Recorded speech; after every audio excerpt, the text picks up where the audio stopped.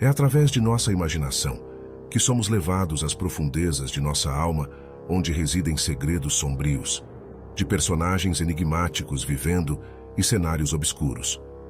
Desde mansões assombradas até os becos mais sinistros das grandes metrópoles ou pequenas aldeias cujas histórias desvendam camadas de suspense e intriga. Prepare-se para ser envolvido por tramas complexas, onde cada reviravolta revela uma nova peça do quebra-cabeça. Dos arquivos policiais às sombras do sobrenatural, cada conto desafia suas expectativas e mantém você à beira do assento até o desfecho surpreendente. Enquanto os personagens enfrentam seus próprios demônios internos e perigos externos, os leitores são levados a uma jornada emocionante através do desconhecido. Prepare-se para desvendar enigmas, enfrentar o desconhecido e descobrir que nem sempre o que parece ser é a verdade. Mistérios Sombrios é uma antologia que desafia e encanta os amantes do mistério em todas as suas formas. Se você é um escritor de imaginação criativa, não perca essa oportunidade de inscrever seu conto. Já imaginou entender a conexão espiritual entre você e seus animais de estimação? Em Animais no Espiritismo, compreendendo a conexão espiritual entre nós e os animais, você embarcará numa jornada de aprendizado e amor inigualável. Descubra a trajetória dos animais desde o nascimento até o plano espiritual e reencarnação. Aprenda por que os animais são tão importantes para nossas vidas e conheça histórias tocantes que explicam essa ligação especial. Não perca a oportunidade de transformar sua visão sobre seus amigos de quatro patas. Adquira seu exemplar e comece essa jornada hoje mesmo.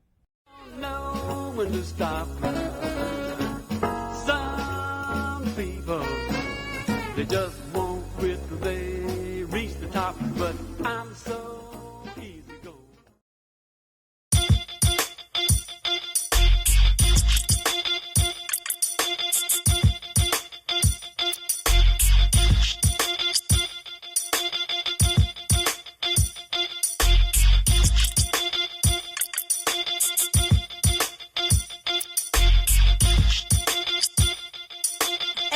Y'all, I just want to say shout out to all my ladies with self-respect. I want y'all to stay positive in life, and thank you to all the divas that paved the way for success. Thank you. If you see that, you could be that, believe that, and one day you could be where she's at. Just perfect your craft and receive stats. A paper.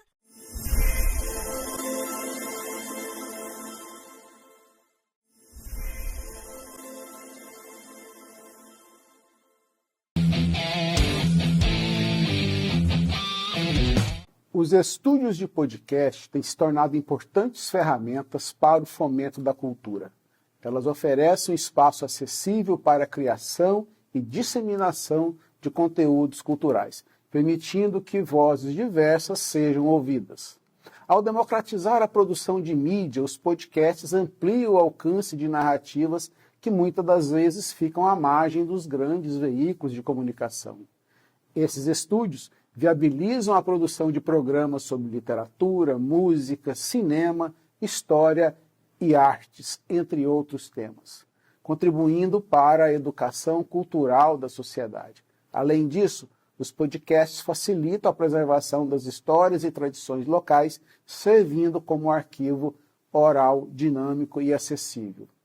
O formato intimista e a flexibilidade dos podcasts atrai uma audiência engajada que consome os conteúdos culturais de uma maneira aprofundada e contínua. Essa interação constante com a cultura promove um ambiente de aprendizado e apreciação, fortalecendo a identidade cultural e a criatividade da comunidade.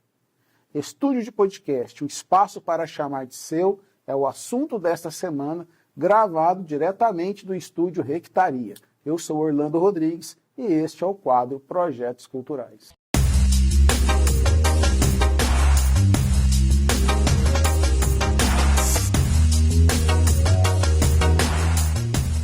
Eu estou aqui com o Gustavo, do estúdio Rectaria, e gostaria de saber de você qual foi a motivação que te levou a criar, a montar esse estúdio de podcast.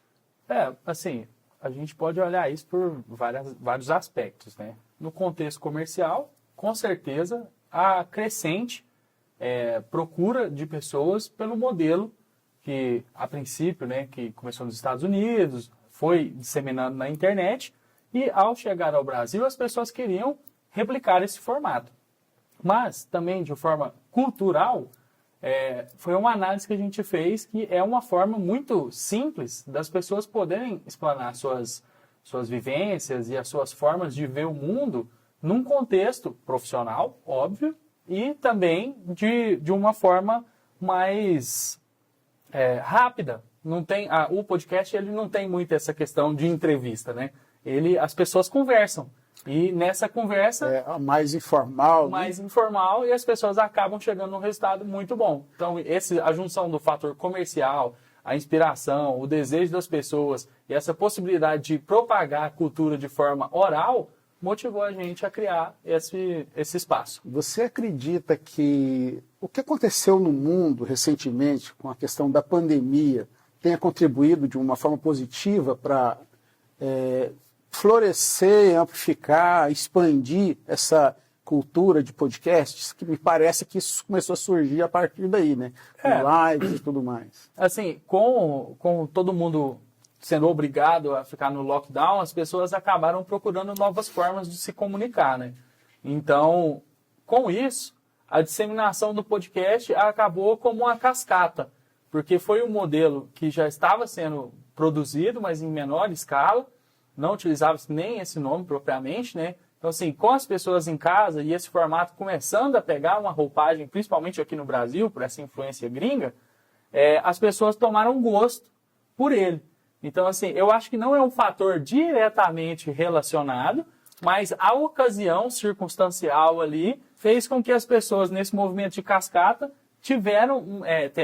tomaram ainda mais uma proporção além do que a gente já esperava. E as pessoas que procuram o seu estúdio de podcast para fazer um trabalho aqui, qual é a frequência e se você tem essa informação, qual as temáticas mais trabalhadas aqui dentro, em termos de apresentação, criação de podcast e tudo mais? Cara, isso é muito interessante porque esse formato ele é muito relacionado com a autoridade, né, hoje. Assim, apesar de ser um formato muito informal, que as pessoas conversam sobre coisas, as pessoas não procuram estúdios para falar sobre coisas que elas não dominam tanto. Elas gostam de mostrar essa autoridade. Então aqui, a gente atua com profissionais liberais da área da medicina, que trazem assuntos sobre tabagismo, sobre câncer, sobre como se prevenir dessas situações. A gente também trabalha com advogados, artistas. E os artistas, geralmente, eles trabalham um formato na raiz do que é esperado de um podcast, que é justamente essa troca mais aberta. Eu não descredibilizo quem utiliza para fazer de forma comercial, porque as pessoas também trabalham para divulgar usam para divulgar seu trabalho, e isso é muito válido. Mas quem consegue explorar de forma artística, eu acho ainda mais válido, porque mantém a essência do que deve ser e a forma como é um podcast tradicional, né? Não que exista certo e errado, que fique bem claro isso, mas é muito variado a gama que pode ser utilizada e a forma como a gente atua hoje mesmo. É muito personalizável, eu diria. Perfeito. Eu observei, quando eu cheguei aqui no estúdio, observando as instalações, observando todos os equipamentos que tem aqui, que há um grau de tecnologia bastante elevado, né, para se criar um estúdio de podcast. Quais os equipamentos assim mais utilizados ou mais necessários para ter um podcast de boa qualidade, um estúdio de boa qualidade? Hoje, e assim, uma política que eu tenho se tratando de audiovisual é que não existe certo e errado. Existem formas de se fazer. Então, se fosse pensar numa proposta de menor orçamento, o que você precisa ter? Você precisa ter um bom áudio, uma boa iluminação e uma boa câmera, a princípio. Aqui a gente trabalha com a perspectiva de 3 planos visuais. Então, você tem uma câmera geral, que mostra todo o cenário, o contexto, para a pessoa se situar de como está em cena, e 2 planos cruzados para que as pessoas que estão de um lado da mesa e do outro lado da mesa possam ser identificadas. Mas a perspectiva do que é necessário e o que não é necessário para se produzir um podcast, ela é muito subjetiva. Porque depende da estrutura do cenário que você está utilizando. da forma como você está projetando a sua mesa, da forma que vai ser captado o áudio. Hoje em dia, esses dias eu vi um podcast que foi gravado em cima de uma árvore, cara. Então, assim, o que se usa para gravar em cima de uma árvore não é o que se usa para gravar dentro de um estúdio nesse formato.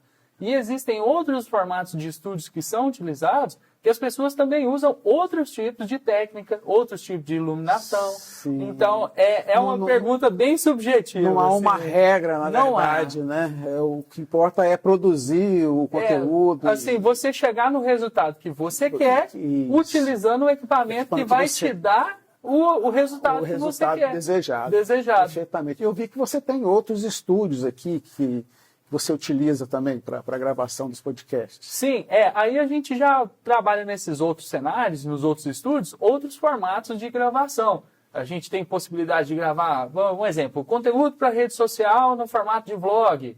A gente pode gravar aqui, mas pode gravar em outras 4 possibilidades também. Eu vou gravar um institucional para a TV de um programa. A gente pode utilizar o Chroma, pode fazer uma gravação externa. Então, a produção audiovisual, não existe uma situação que você fala, para virar produtor audiovisual ou para produzir um podcast, você precisa de essa câmera, essa lente, essa luz. Porque cada caso é um caso. Eu já vi muito, e algumas pessoas já até me perguntaram, falaram, Gustavo, qual que é a melhor lente que existe? Mas para quê? Porque você vai definir se a lente é a melhor ou se ela é a pior para o serviço que você vai utilizar. Então, cada situação é um equipamento, cada situação é um profissional, cada situação é uma técnica diferente. E eu acho que é isso que transforma o audiovisual uma arte tão fabulosa, sabe? Porque cada momento, cada olhar que você tem, você precisa de uma fotografia diferente, porque no vídeo você tem fotografia, você precisa de um cenário diferente, de um equipamento de áudio. Hoje nós estamos com uma tela. Se nós estivéssemos no podcast, a gente estaria com um microfone de podcast. Então, é subjetivo, mas é apaixonante também, assim. E você disse que que profissionais de diversas áreas procuram aqui o estúdio para fazer os seus podcasts, trazem assuntos das mais variadas qualidades, vamos dizer assim, dos mais variados conhecimentos. Como que esse público é atraído para cá? De que maneira eles chegam até aqui? Em relação a como eles conhecem o nosso estúdio? Então, a gente hoje trabalha com várias políticas de divulgação para que as pessoas conheçam o nosso trabalho. Obviamente, até pela evolução social que a gente existe, hoje em dia nós trabalhamos mais com carro de som, né, assim, principalmente no nosso ramo, e a nossa maior forma de divulgação é através de anúncio em rede social e produção de conteúdo em nossas redes sociais. Mas também a gente trabalha com política de indicação e tem o fator principal também, né? O bom trabalho, ele chega a locais e as pessoas acabam nos procurando. Mas hoje a nossa maior forma de prospecção de clientes é, sem dúvida, via redes sociais. Você falou dessa questão relacionada à informalidade, na realidade, né? A característica mais informal da produção do podcast. E eu gostaria de saber de você sobre parcerias. Você trabalha com parcerias? Você tem parceiros que trabalham no sentido de viabilizar esse trabalho de podcast? Então, aqui no estúdio a gente trabalha com uma situação muito engraçada, porque além de ser uma empresa comercial, nós também somos uma empresa que trabalha no meio cultural. Então, qual é o tipo de parceria que hoje a gente busca e, graças ao nosso trabalho também, a gente vem conseguindo? Através de leis de incentivo à cultura. Hoje a gente tem um projeto que está em fase de pré-produção, que vai fomentar a 4 minorias da nossa comunidade goiana a possibilidade de produzir uma temporada com a mesma estrutura que a gente utiliza no meio comercial para falar sobre os seus assuntos. Então, é uma parceria que a gente fechou com o governo do estado de Goiás, através de uma lei de incentivo, que a gente vai poder fornecer para a população esse acesso cultural. É uma das formas. Mas, além dessas, a gente tem parcerias com algumas empresas de produção audiovisual também. A gente tem parcerias com empresas de CRM, que é os controles de negócio através de sistemas que a gente também usa. Volta e meia surge uma possibilidade de parcerias com artistas e quando é interessante a gente faz. Então a parceria ela existe em todo meio de negócio, né? Seja ela uma parceria público-privada, nesse sentido de lei de incentivo o Estado e a nossa atividade, seja entre artistas ou outros profissionais que possam agregar a nossa operação. A gente nunca fecha portas, a gente avalia. Se for uma situação plausível, a gente pode executar sim. Para encerrar, e já que você tocou no assunto da cultura, que nós somos da ANE, Associação Nacional de Escritores e Editoras, que visa fomentar, divulgar novos artistas. A gente começou com uma ideia de apoiar novos escritores, mas a gente amplia isso para novos artistas, novos produtores culturais, todos aqueles indivíduos que trabalham com cultura. A pergunta que eu faria, existe uma possibilidade de, em algum momento, a gente desenvolver alguma parceria em projetos culturais que a gente possa desenvolver? Com certeza. Projetos bem estruturados, definidos, são projetos aceitos no Rectaria. A gente pode trabalhar isso de uma forma que seja realmente uma parceria. Perfeitamente. Nós temos alguns projetos tramitando também, leis de incentivo que a gente busca essa questão da fomentação, né, da cultura. E eu gostaria de agradecer aí a tua participação no programa Projetos Culturais, canal da ANE. É isso aí. Valeu, obrigadão.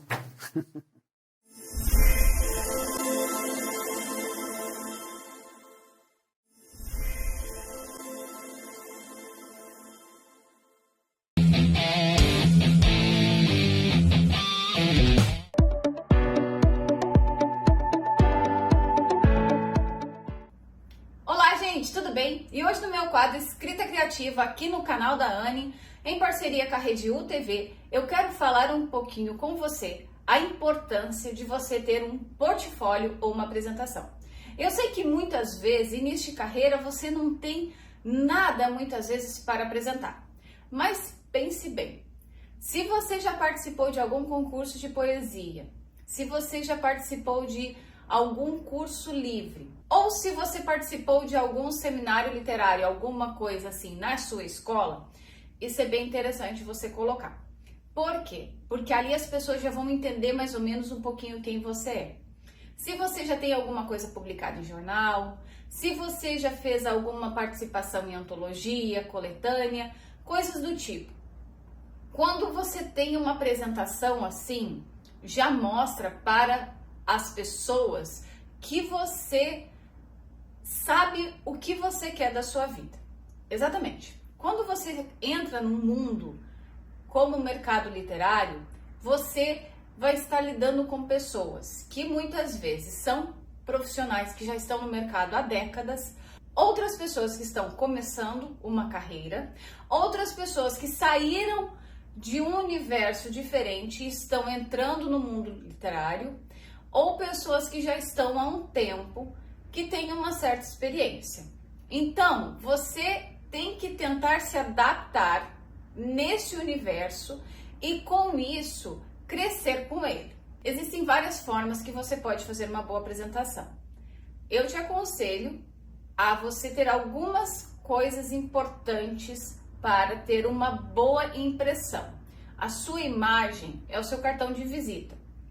Então, quando você for fazer fotos para o seu portfólio, faça fotos mais profissionais. Não coloque meninas, uma roupa muito decotada, meninos, roupa de academia não é o ideal. Então, usem roupas que vão trazer um pouco mais de profissionalismo para vocês. Para as meninas, cabelo semi-preso ou atrás da orelha, com um decote discreto, pode ser vestido ou uma blusa, de preferência que seja com um pouco do braço coberto. Para os meninos, uma camisa polo, né? Até uma camisa social é interessante. E fazerem fotos profissionais. Existem várias poses que você pode fazer, que você consegue até na internet, aonde você vai conseguir passar um pouco mais de seriedade e profissionalismo para as pessoas, e é o que você precisa. Então, comece fazendo uma boa foto. Você não precisa ir para um estúdio, desde que você tenha um fundo branco, né, na sua casa, no seu apartamento ou onde você esteja, e faça uma foto com uma boa resolução. E dali, gente, você coloca o seu nome, contato, e você vai colocando a sua educação, você vai colocando trabalhos que você fez e por aí vai. faça um pequeno resumo profissional do que você já fez. Isso é muito importante para as pessoas conhecerem você, porque você tem que se mostrar. Eu sei que muitas vezes as pessoas ficam até com receio, mas será que eu preciso realmente me mostrar assim? Se você quer ser um autor, se você quer ser um roteirista de sucesso, você vai ter que mostrar a sua cara. Porque nenhuma obra se vende sozinha, nenhum roteiro se vende sozinho. Você vai ter que falar com editores, você vai ter que falar com produtores e você vai ter que ter, além do material de trabalho da sua obra, tanto ela livro ou roteiro, você vai ter que ter também o seu material de trabalho, onde você vai se apresentar para as pessoas. Por isso que eu sempre falo, fazer cursos livres, ir a palestras, conversar com pessoas, fazer mentorias, ajuda muito a enriquecer o seu portfólio. Por isso que é muito importante, eu estou trazendo isso para você hoje, porque você tem que trabalhar nisso. Você tem que entender como trazer um bom portfólio, uma boa apresentação e uma boa imagem para as pessoas. E muitas vezes a gente fica na dúvida, será que tá certo? Será que tá errado? O que eu tô botando aqui? Será que eu tô adicionando muita coisa? Será que tá faltando alguma informação? E se você tem essa dúvida, eu posso te ajudar. Você pode entrar no site da Anne e entrar em contato comigo, onde eu posso te ajudar a organizar todo o seu portfólio. Eu sei que muitas vezes a gente fica meio confuso, né? Será que eu boto esse material que eu tenho ou será que está muito pouco? O que está faltando para eu enriquecer ainda mais o meu material? Será que está faltando uma notícia no jornal? É bom, funciona bastante. E uma entrevista numa revista literária, será que ajuda? Com certeza. Então tudo isso são pequenos detalhes que quando você conversa com um profissional que já está capacitado e já tem experiência para fazer esse tipo de análise, pode enriquecer ainda mais a sua carreira. Então, quando você tem algum tipo de dúvida sobre isso, sempre consulte alguém que está no mercado há bastante tempo, sempre consulte alguma pessoa que já tem experiência em fazer portfólios e sabe como se faz uma apresentação, porque muitas vezes é um pequeno detalhe que pode fazer toda a diferença e você perder ou conseguir a tão sonhada publicação do seu livro ou a venda do seu roteiro para uma produtora. Então preste atenção nisso. Se você tem alguma dúvida, como eu falei, eu posso te ajudar. Você pode entrar no site da Anne e entrar em contato comigo, onde a gente pode sentar e conversar e eu te ajudar a montar esse portfólio, que muitas vezes, gente, vale mais até mesmo do que a sua obra, porque você sempre vai ter que ser maior do que a sua obra. Não existe livro tão grande que o autor não tenha que estar lado a lado com ele. Eu sempre falo que o autor, ele anda lado a lado com a sua obra. Entretanto, o autor tem que começar a mostrar a sua cara, a mostrar quem ele é de verdade, para depois ele apresentar a sua obra, tanto ela literária quanto cinematográfica. Eu espero que você tenha gostado desse vídeo, lembrando que todas as sextas-feiras nós temos nosso encontro marcado aqui na Rede UTV, no canal da Anne, às 22 horas. Eu te vejo na próxima sexta-feira com outro quadro Escrita Criativa. Tchau, tchau!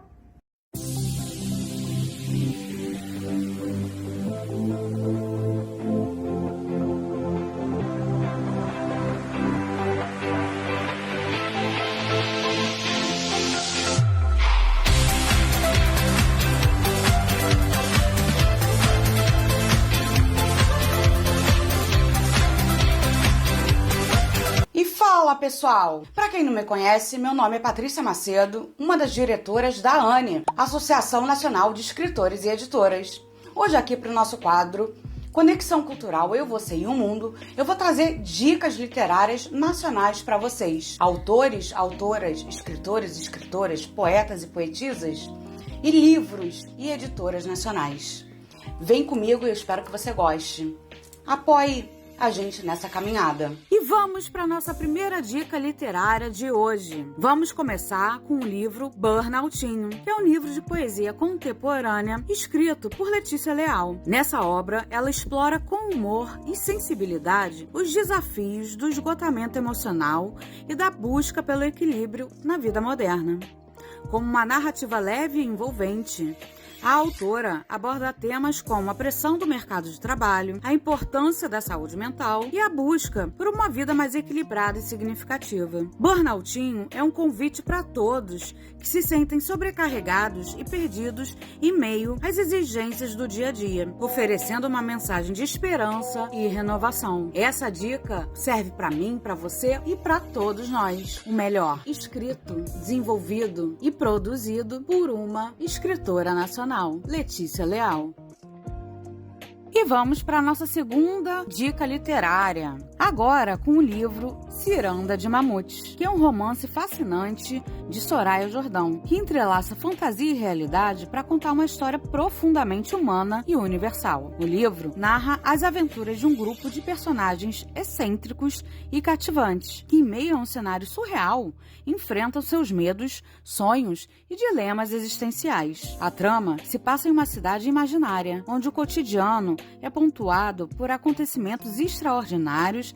Cada personagem traz consigo uma bagagem de histórias e segredos, e juntos eles formam uma espécie de ciranda, uma dança coletiva que simboliza a interconexão de suas vidas e destinos. Com uma escrita poética e envolvente, Soraya Jordão explora temas como amizade, solidão, a busca por identidade e a capacidade de resiliência. A narrativa é rica em simbolismos e metáforas, convidando o leitor a refletir sobre a condição humana e as complexidades das relações interpessoais. Ciranda de Mamutes é uma obra que encanta e desafia, oferecendo uma leitura que é ao mesmo tempo leve, mas profunda. Soraya Jordão nos presenteia com uma história única, repleta de imaginação e sensibilidade, que permanece com o leitor por muito tempo. E vamos para a nossa terceira dica literária nacional de hoje, com o livro A Arte de Interpretar a Vida, do autor Adolfo Marques dos Santos. Ele vai nos apresentar uma obra reflexiva e inspiradora, que convida a nós leitores a explorar as nuances e complexidades da existência humana. Para isso, utiliza uma abordagem filosófica e prática, discorrendo sobre como podemos interpretar e dar significado aos acontecimentos do nosso cotidiano, transformando desafios em oportunidades de crescimento pessoal. O livro é dividido em capítulos que abordam diferentes aspectos da vida, como relações interpessoais, busca por propósito, enfrentamento das adversidades e a importância da autocompreensão. Santos utiliza as histórias, exemplos práticos e conceitos teóricos para ilustrar sua obra, oferecendo ferramentas e insights valiosos para aqueles que desejam viver de forma mais consciente e plena. A Arte de Interpretar a Vida é uma leitura enriquecedora para todos que buscam entender melhor a si mesmo e o mundo ao seu redor. Adolfo Marques dos Santos nos guia em uma jornada de autodescoberta, incentivando-nos a adotar uma perspectiva mais positiva e proativa diante das incertezas e complexidades da vida. E aí, gostaram das dicas? Eu espero que sim, e aproveito a oportunidade para convidar todos vocês a nos seguir nas nossas mídias sociais. Além disso, temos nossa revista digital, temos nosso canal no YouTube, nosso site da Anne, o podcast e sempre trazendo novidades. Quer se associar? Quer ser um associado? Quer ter o seu produto, sua empresa, sua editora divulgada aqui pela gente? Então, entre em contato. Estaremos de braços abertos esperando por vocês. E vem apoiar a Anne e nossos autores nacionais. Hoje eu fico por aqui. Beijos!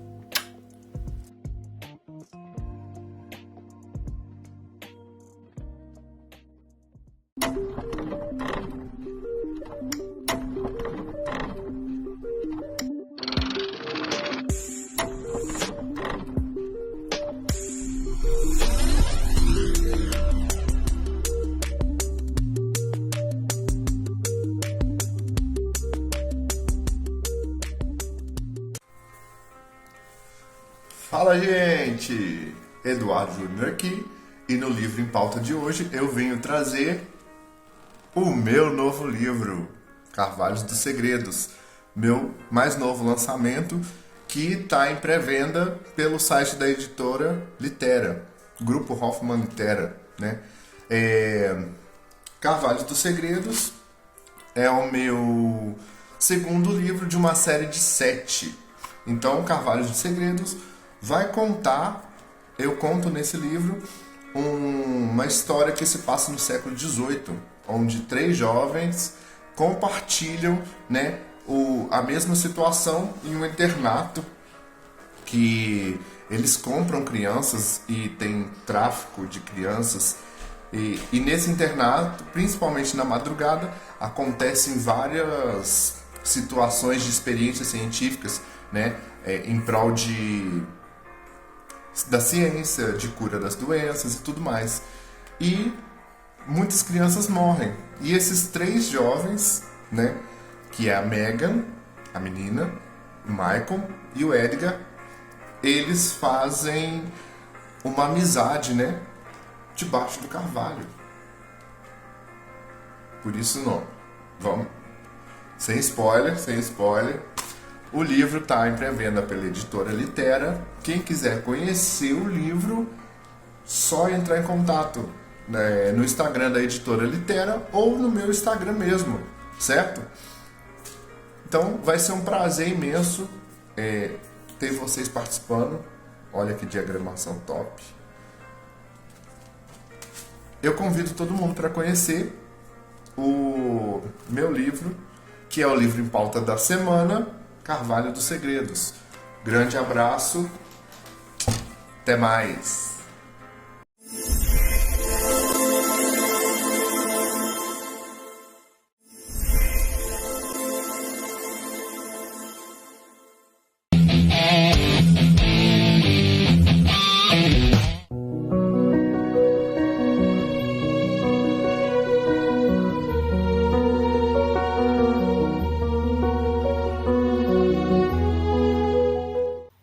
Olá, eu sou Edir Bersari Novo, escritor e diretor da ANI, Associação Nacional de Escritores e Editoras. Hoje vou falar sobre propósito e legado. Refletir sobre propósito e legado nos ajuda a entender o impacto de nossas vidas e como queremos ser lembrados. O propósito oferece direção e significado às nossas ações, enquanto o legado é a marca duradoura que deixamos no mundo. O propósito de vida está ligado às nossas paixões e valores. Encontrá-lo envolve introspecção e autoconhecimento, explorando o que nos faz sentir vivos e realizados.